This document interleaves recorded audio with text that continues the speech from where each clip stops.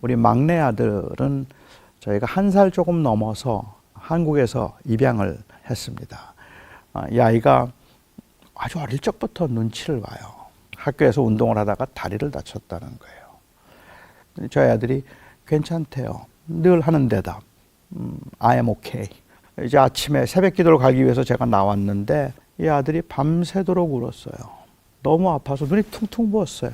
그 엑스레이를 찍어보더니 의사 선생님이 많이 아팠을 텐데 이거 어떻게 참았는지 뼈가 2개가 부러졌어요.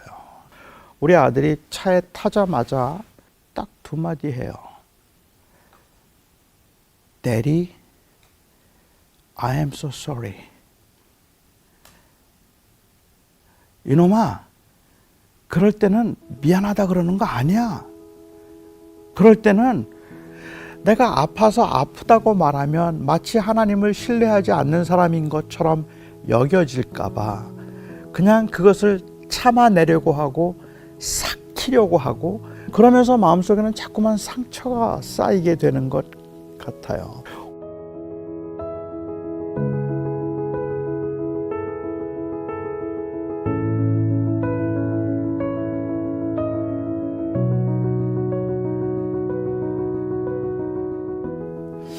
하나님은 공평하시지 않습니다. 일반적으로 사람들이 생각하는 공평함은 똑같이 주어지는 것이고 똑같이 느낄 수 있는 것, 그것을 공평함이라고 일반적으로는 생각을 하는 것 같아요. 그런데 누구에게도 똑같이 주어질 수 없고 누구에게도 똑같이 느낄 수 없는 거죠. 적어도 분배에 있어서는 공평하지 않습니다. 제가 한번 뉴욕에 집회를 갔는데요. 설교가 끝나고 난 다음에 한 자매가 저를 찾아왔어요. 목사님, 하나님은 공평하지 않아요 라고 말해요. 그런데 그 자매에게 제가 하나님의 공평하심을 네가 무엇인데 감히 논하느냐, 인간이 무엇이 간데 하나님의 공평함을 논할 수 있겠느냐, 하나님은 공평하시다라고 말할 수 없었습니다. 저는 그 자매에게 하나님은 공평하시지 않음을 인정해야 했어요. 저에게 하나님이 공평하시지 않다고 말했던 그 자매는 뇌병변을 가지고 있던 장애인이었는데 이 뇌성마비 장애를 가지고 있는 이 자매가 저에게 하나님이 공평하시지 않다고 말하기 위해서 얼마나 숨을 몰아쉬면서 얼마나 힘들게 몸을 비틀면서 그 말을 하고 있는지 그 앞에서 제가 하나님의 공평함을 말할 수 없었습니다. 하나님은 공평하시지 않습니다. 어떤 사람에겐 많이 주셨고요. 어떤 사람에겐 적게 주셨습니다. 어떤 사람에겐 5 주셨고요. 어떤 사람에겐 2 주셨고 어떤 사람에게는 1 주셨습니다. 제가 그 자매에게 그렇게 얘기를 했어요. 하나님은 너한테 반 달란트도 안 주신 것 같다. 그런데 하나님의 공평함이 어디에 나타나는지 아니? 하나님의 공평함은 하나님은 너에게 몇 개를 주셨는지를 정확하게 알고 계시다는 것과 그리고 하나님은 너에게 그 주신 것에 배를 남기는 것 이상을 기대하지 않는다는 것이다. 그러니까 5 가진 사람이 5 남기기를 하나님은 기대하시고 2 가진 사람이 2 남기기를 기대하신다면 이 세상의 눈으로 보기에는 이 공평하지가 않은 거예요. 많이 가진 사람들과 적게 가진 사람들의 차이가. 하지만 하나님이 보시기에 많이 가진 사람에게 많은 것을 기대하시고 half 달란트나 아니면은 쿼럴 달란트 정도밖에 갖지 않은 그 자매에게 하나님이 기대하시는 건 그걸 통해서 세상을 이겨보라는 이야기를 하고 있는 게 아니라는 것. 그것이 다른 점이라고 저는 생각을 합니다. 그런 의미에서 저는 사실 이 굉장히 아름답고 좋은 이야기들이긴 하지만 이 인간 승리라는 말을 그렇게 별로 좋아하지는 않습니다. 그 인간 승리라는 말을 별로 좋아하지 않는 건 인간 승리라는 말은 마치 적게 가진 사람이 어떻게 많이 가진 사람을 이겼는가에 관한 이야기를 말하는 것처럼 들리기 때문에 그렇습니다. 제가 장애인인데 제가 결혼을 한국에 와서 했습니다. 제 아내는 무남동녀 외동딸이었고 유학을 왔던 자매였고 세상에서 보기에는 굉장히 성공한 집안에 잘 사는 집안의 외동딸이었죠. 근데 제가 한국에서 결혼식을 하는데 많은 사람들이 왔고 또 뭐 유명한 사람들도 많이 왔었어요. 거기에 한 분이 저를 찾아오셨어요. 그분이 찾아오셔서 너무 감격해 하시는 거예요. 이렇게 보니까 너무 좋다고 마치 제가 무슨 인간 승리라도 한 것처럼 그렇게 말씀을 하시는 거예요. 그러더니 그분이 장애인 사역을 크게 하고 있는데 우리 장애인들에게 와서 간증을 한번 해달라 그래요. 제가 그때 좀 마음이 좀 상했죠. 지금 내가 손해보고 결혼하고 있는데 왜 자꾸 나보고 뭐 개천에서 용난 사람처럼 이렇게 말하지? 뭐 이런 생각도 들어서 이제 좀 서운하기도 했고, 그것보다 이제 사실 더 큰 문제는 제가 그래서 그분에게 그런 말씀을 드렸어요. 혹시 이걸 성공이라고 생각해서 이렇게 장애인이 이런 집안에 외동딸과 결혼을 했다. 이것 그러니까 너희도 할 수 있어. 그런 메시지를 주려고 하는 것보다 오히려 우리 장애우들에게 안 돼도 괜찮으니까 너는 그냥 있는 그대로 소중하다. 많은 걸 나누지 못해도 헬렌 켈러가 안 돼도 괜찮아. 헬렌 켈러는 어차피 한 명만 하면 되는 거고 헬렌 켈러 안 돼도 너 귀하다 라고 말해주는 그 메시지가 사실은 그 사람들에게 더 필요한 거지. 너도 잘할 수 있어 라는 말은 사실은 얼마나 많은 사람들을 낙심하게 만들고 상처받게 만드는 말인지 모릅니다. 그래서 그런 간증은 앞으로도 하지 않았으면 좋겠습니다. 그냥 있는 그대로 소중하게 여겨줄 수 있을 때 저는 비로소 하나님의 공평함이 나타나지 않겠는가라는 생각을 했었어요.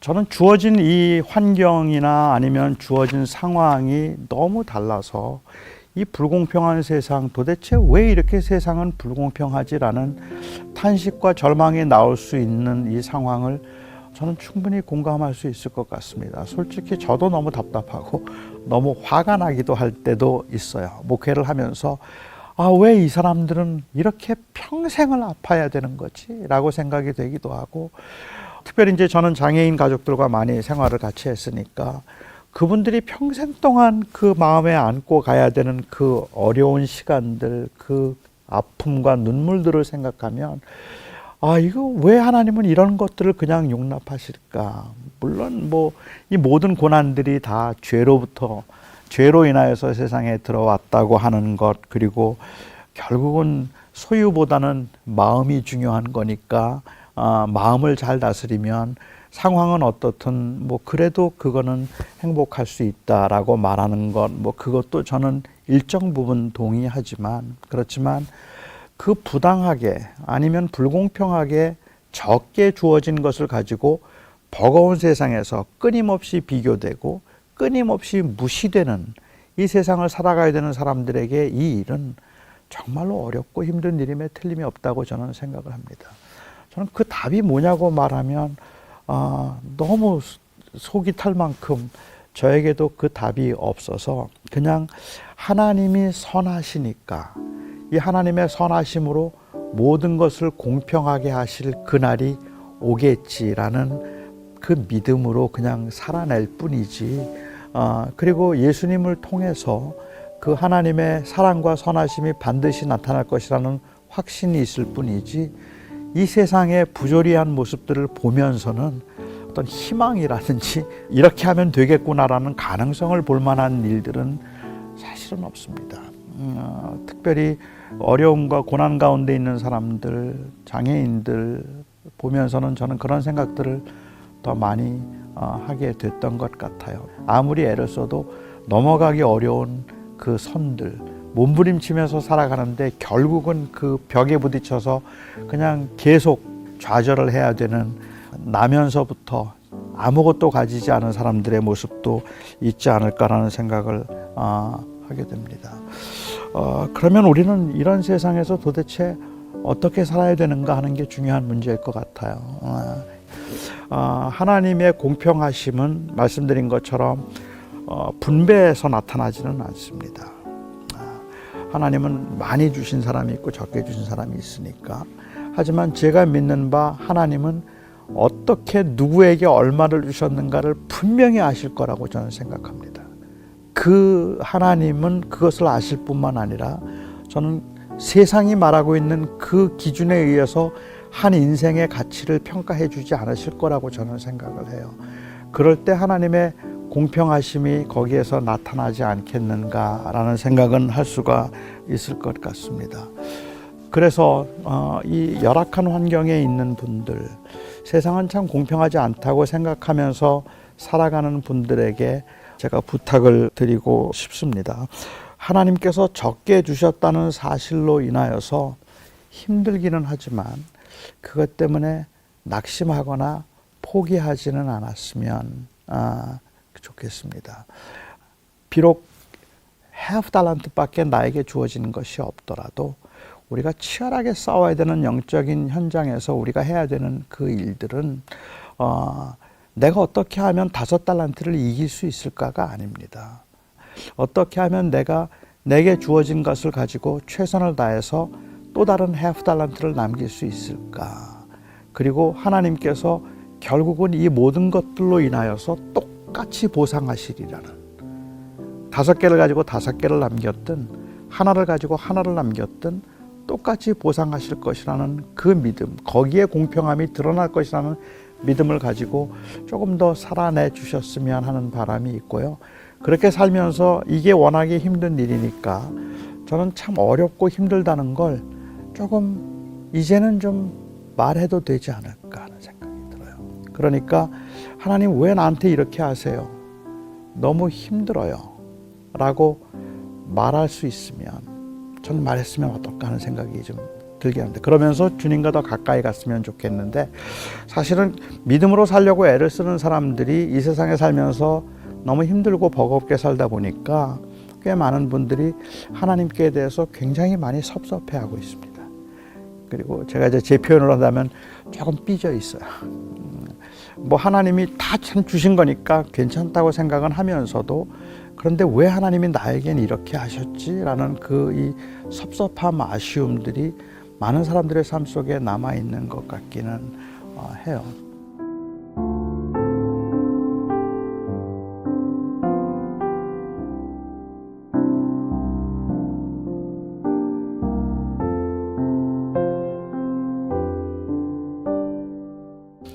저희는 아이가 셋이 있는데요. 이제 다 컸지만 우리 막내 아들은 저희가 1살 조금 넘어서 한국에서 입양을 했습니다. 1살 좀 넘어서 저희 집에 왔는데요. 이 아이가 아주 어릴 적부터 눈치를 봐요. 저는 그래서 이게 1살이 넘어도 눈치를 보는구나 하는 걸 제가 좀 알 수 있었어요. 그러니까 자꾸 이제 눈치를 보는 편이라서 자기가 원하는 것들, 또 자기가 갖고 싶은 걸 한 번도 달라고 이야기를 해본 적이 없었어요. 그리고 저에게 뭘 요구한 적이 없어서 그 아이의 대답은 늘 그냥 다 괜찮다예요. 억울할 텐데, 그런데 다 괜찮다예요. 저희 큰아들이 장난이 심해서 막내 아들이 장난감을 갖고 놀고 있는데 뺏어간단 말이에요. 그러면 그런 날은 난리가 나야 되는 거예요. 울고 불고 저를 찾아와서 아빠, 형이 내 거 뺏어갔어, 저거 좀 뺏어줘, 뭐 이래야 되는 거잖아요. 그런데 우리 막내 아들은 그냥 쳐다보고 방에 들어가서 문을 닫고 혼자 울어요. 그런데 한 번도 저한테 형을 야단쳐 달라든지 형 것 좀 뺏어 달라든지 그런 이야기를 별로 하는 적이 없었습니다. 한 8, 9년, 벌써 10년 됐는 것 같아요. 딸이 결혼식을 동부에서 했어요. 미국 동부에서. 결혼식을 준비하기 위해서 제 아내는 먼저 동부로 갔고, 저는 제 아들을 데리고 결혼식 이틀 전에 가기로 그렇게 계획을 세웠습니다. 근데 떠나기 이틀 전인데 저희 아들이 전화가 왔어요. 학교에서 운동을 하다가 다리를 다쳤다는 거예요. 근데 갑자기 제가 짜증이 나더라고요. 이제 비행기도 타야 되고 큰일이 남았는데 다리 지금 다치면 어떡해? 그래서 많이 다쳤어? 이제 그랬더니 운동을 하다가 다쳤는데 좀 아프대요. 그래서 집에 일찍 왔다고 그래요. 제가 이제 교회 일이 바쁘니까 그러면 나는 못 가고 내가 우리 교회 집사님께 부탁을 드릴 테니까 한의원 하시는 집사님이 침을 좀 놔주시면 괜찮을 거야. 그러니까 침 맞고 그리고 괜찮아지면 다음날 비행기 타자 그랬어요. 제 아들이 그러겠다 그래요. 제가 집사님께 부탁을 드리고 저녁에 들어가서 봤더니 집사님 말씀이 다리가 좀 부었는데 침을 하루 더 맞아봐야 될 것 같다 그래요. 제 아들에게 물었습니다. 침 내일 하루만 더 맞고 가면 되겠지? 괜찮지? 저희 아들이 괜찮대요. 늘 하는 대답. I am okay. 나는 괜찮으니까 괜찮다 그래요. 그러니까 저는 그냥 그렇게 하고 들어갔다가 이제 아침에 새벽 기도를 가기 위해서 제가 나왔는데 저희 아들 방에 불이 켜져 있는 거예요. 그래서 제가 문을 열고 들어갔더니 이 아들이 밤새도록 울었어요. 너무 아파서 눈이 퉁퉁 부었어요. 제가 많이 아프냐 그랬더니 조금 아프대요. 그날이 수요일이었는데 난 교회일이 바쁘니까 집사님 와서 침 한 번 더 놓으실 거야. 그러면 괜찮아지겠지? 그러면 우리 비행기 타면 된다 그랬더니 그러겠다 그래요. 그래서 제가 교회로 나왔는데 마음이 편하지가 않았어요. 그래서 그날 낮에 그냥 이야기를 하고 아이를 데리고 응급실로 갔습니다. 응급실에 가서 그 엑스레이를 찍어보더니 의사 선생님이 많이 아팠을 텐데 이거 어떻게 참았는지 대단하다 그래요. 그 뼈가 2개가 부러졌어요. 그래서 겹질려 있더라고요. 근데 너무 마음이 좀 안 됐잖아요. 그래서 이제 수술을 하고 그 다음에 이제 다 깁스를 하고 나오면서 우리 아들이 차에 타자마자 뒷자리에 앉더니 딱 2마디 해요. Daddy, I am so sorry. And thank you. 아빠, 미안해. 그리고 고마워. 그 말을 듣는데 그냥 제가 속에 뭐가 이렇게 확 올라오는 것처럼 화가 치미는 거예요. 그래서 제가 제 아들한테 소리를 질렀어요. 이놈아, 그럴 때는 미안하다 그러는 거 아니야. 그럴 때는 잘못했다 그러는 거 아니야. 고맙다 그러는 거 아니야. 그럴 땐 화를 내는 거야. 아빠 들었지? 아빠는 목회가 더 중요해? 내가 더 중요해? 아빠는 내가 지금 다리가 지금 부러졌다는데 그런데 아빠 관심 있어? 어떻게 나보고 그냥 참으라 그럴 수 있는 거야? 그렇게 말해야 되는 거야. 고맙다가 뭐야? 그리고 미안하다는 말이 무슨 말이야? 그때 문득 저에게 들었던 생각은 뭐냐 하면 이 아들이 아직도 나를 아버지라고 생각하지 않나? 그 생각이었던 것 같아요. 그게 저한테는 너무 마음에 좀 아팠어요. 아직도 나를 아버지라고 생각하지 않나? 왜 나한테 투정을 못 부리지? 왜 나한테 화를 못 내지? 그 생각이 좀 들더라고요. 세상은 참 불공평합니다. 그리고 그 불공평함 때문에 많은 사람들이 많이 아파요. 믿는 사람들 중에도. 그리고 너무 힘들어요. 그런데도 내가 힘들어서 힘들다고 말하면 믿음이 없는 것처럼 여겨지거나 내가 아파서 아프다고 말하면 마치 하나님을 신뢰하지 않는 사람인 것처럼 여겨질까 봐 그냥 그것을 참아내려고 하고 삭히려고 하고 그래서 그것을 견뎌보려고 애를 쓰고 있는 그 모습들이 우리가 어떨 때 볼 때는 그러면서 마음속에는 자꾸만 상처가 쌓이게 되는 것 같아요. 저는 솔직히 잘 모르겠지만 하나님이 왜 그렇게 하시는지 그건 잘 모르겠지만 제가 만일 하나님의 마음을 조금이라도 헤아린다면 제 아들의 그 경우를 생각하면서 조금이라도 헤아린다면 오히려 이러한 상황에서 우리는 우리의 부족함과 연약함을 가지고 하나님 앞에 좀 아뢰야 될 것 같아요. 좀 화도 좀 내볼 수 있을 것 같아요. 그러면서 하나님을 경험하는 거죠. 그러면서 우리를 만지시고 우리와 그럼에도 동행하시고 기어코 우리를 공평하게 다루실 그 하나님의 사랑을 우리가 경험할 수 있을 텐데, 우리는 이 부당한 세상을 살아가면서 믿음으로 살자고 말하면 그 말의 의미는 그냥 다 닫아버리고 살자는 말인 것처럼, 아예 나의 연약함에 대해서도 나의 부족함에 대해서도 말하면 안 될 것 같은 그런 생각으로 살아가는 것 같기는 해요. 저는 그래서 낭망하지 않고 우리가 좀 살아내줬으면 좋겠는데, 그러기 위해서 제가 좀 아주 간곡하게 부탁하고 싶은 것이 있다면 하나님 앞에 아뢰세요라고 말씀을 드리고 싶어요. 하나님께 좀 따지세요라고 말해도 괜찮을 것 같아요.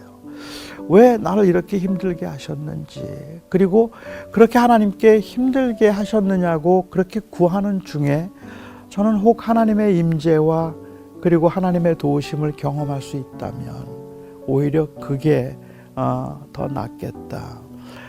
전 제 아들이 저에게 그냥 아빠 왜 도대체 나한테 이러는 거야? 라고 말하고 아빠 나 사랑하기나 해? 라고 그렇게 물어주어서 제가 오히려 그 아이에게 미안한 마음으로, 그런데 내가 너를 정말로 사랑하고 내가 정말로 너와 함께 할 거고, 그리고 내가 정말로 너를 버리지 않을 거고, 어떤 경우에도 너는 세상에 어떤 것보다 나에게 소중한 아들이야 라는 이 말을 해줄 수 있는 기회를 좀 주었더라면 하는 그러한 마음도 저에게는 있는 것처럼, 우리는 왜 세상이 이런지는 잘 모르겠지만 하나님의 마음은 오히려 하나님 너무 힘들어서 힘들다고 말하고, 너무 아파서 아프다고 말하고, 그러면서 하나님의 그 만지심과 위로하심을 그 추구하고 있는 그 모습이 중요할 것 같아요. 다윗이 그가 기도하는 가운데도 내 영혼아 내가 어찌하여 내 속에서 이렇게 낙심하며 낭망하는고 라는 그 기도, 사슴이 시냇물을 찾기에 갈급한 같이 내 영혼이 주를 찾기에 갈급한데 그런데 내 영혼은 왜 자꾸만 이렇게 낙심하는가 라고 그렇게 절망적으로 하나님 앞에서 그 자기의 그 어려움과 아픔을 토로한 다음에 그 다음에 하나님의 선하심을 그는 경험하는데, 우리는 너무 응답을 미리 경험하려고 하거나 말하려고 하는 경우들이 있지 않을까라는 생각을 하게 됩니다. 저는 세상이 공평하냐고 말하면 저는 공평하지 않다고 생각해요.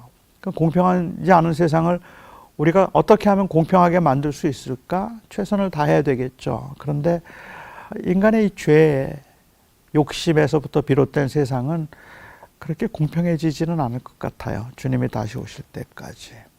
그런 세상에서 적게 주어진 사람들에게 제가 부탁하고 싶다면, 그래도 하나님의 선하심을 믿고 살아내는데 이게 힘든 일이니까 하나님 앞에 더 매달리고 더 하나님과 가까이 하시고 또 더 하나님을 붙드시라고 그렇게 말씀을 드리고 싶습니다. 다른 사람들이 볼 때 그래도 좀 더 많이 주셨다 생각하는 분들이 있다면 그분들에게 좀 부탁을 드리고 싶은 것은, 그 많다고 생각되는 것들을 그냥 단순히 하나님의 축복이라는 이름으로 그냥 누리려고 하기보다 조금 더 베푸는 삶을 살았으면 어떨까.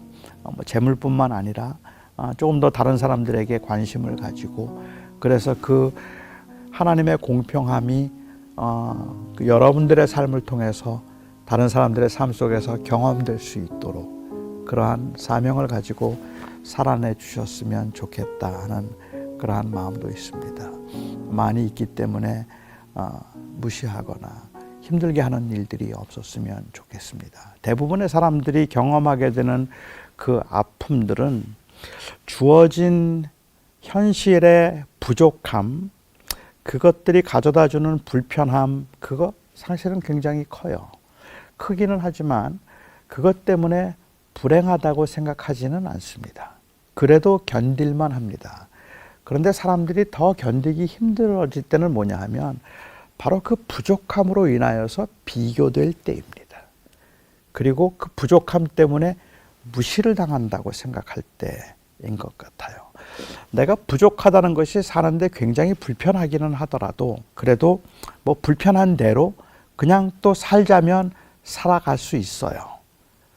그런데 그 부족함과 연약함이 누군가에 의해서 무시를 당하거나 짓밟히는 어떤 그 이 원인이 된다고 생각하는 순간부터 이 견딜 수가 없어지는 것 같아요. 그래서 많이 이 가졌다고 생각하는 분들이 정말로 조심해야 되는 것이 있다면 그것이 다른 사람들을 누르거나 무시하는 일이 되지 않도록, 그래서 하나님의 공평함이 그들의 삶 속에서 여러분들을 통해서 경험될 수 있도록 살아주셨으면 고맙겠다는 생각입니다.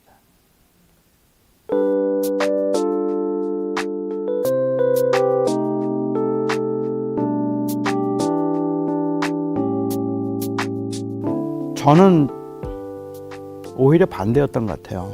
저는 솔직히 나갈 수가 없었던 것 같아요. 제가 가지고 있는 이 장남 신드롬 때문에 그랬는지, 제가 장애인이기 때문에 강해 보이고 싶어서 그랬던 건지 잘 못했었어요. 그런데 요즘에 해요. 그리고 요즘에 제가 굉장히 많은 자유를 더 경험하게 되는 것 같아요. 하나님께 내 아픔을 마음대로 이야기할 수 있다는 것, 나 이거 아니에요 라고 말할 수 있다는 게 꼭 무례함을 의미하지는 않겠다는 생각인데, 힘드니까 그냥 하나님 너무 힘들어서 이거 안 했으면 좋겠습니다, 하고 싶지 않습니다, 다른 사람한테 하게 해주세요 라고 그렇게 말할 수 있지 않을까. 왜냐하면 제가 원하는 건, 욥도 그랬지만 제가 원하는 건 답이 아니에요. 제가 원하는 건 답이 아니라 임재예요. 동행이에요. 그러니까 내가 왜? 라고 물을 때 그 왜라는 질문에 담겨 있는 건, 그러니까 논리적 답을 달라는 얘기를 하고 있는 게 아니라 그때도 거기 계신 거죠. 그걸 묻고 있는 거예요. 그러니까 나 혼자 아니죠 지금. 그걸 묻고 싶어서 왜요? 라고 묻고 있는 거니까, 제가 도대체 왜 나만 이래야 되는 거예요? 라고 말할 때 그 말 속에는 하나님이 내가 그래도 너 안 버려 라든지 내가 끝까지 함께 한다 말씀하시고, 그 하나님의 임재가 느껴지고 경험되면 그러면 오히려 안 한다고 했다가 기도 끝날 때쯤이면 아이 갈게요 라고 말할 수 있게 되지 않을까. 그렇게 됐던 것 같아요. 계속 기도하면서 하나님을 찾으니까 그 하나님의 임재가 느껴지고 사랑이 느껴지기 시작할 때 꼭 이제 그렇게 말하죠. 그 대신에 뭐 이제 내가 이거 하면 하나님 붙들어 주셔야 됩니다라든지 꼭 이거 잘 하게 해 주셔야 됩니다라든지 뭐 그런, 결국은 그게 교제 아닐까라는 생각을 하게 됐죠. 예.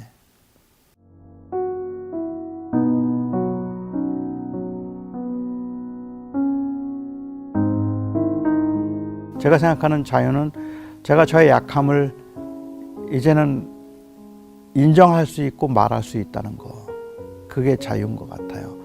그러니까 그전에는 교인들 앞에서 제가 뭐 신앙적으로도 그렇고 내가 넘어진다, 내가 흔들린다, 뭐 나는 정말 하나님이 섭섭합니다, 이런 말 하면 안 된다는 생각이 컸었어요. 그런데 이게 내 어떤 의지나 아니면 나의 이 어떤 믿음의 성숙함이 아니라 바로 그 복음의 은혜 때문이라는 것을 알고 나니까 제 경우는 저의 약함을 인정하는 게 훨씬 쉬워졌고, 약함을 인정하는 게 쉬워지고 나서 약함을 인정하니까 자유로워지는 것 같아요.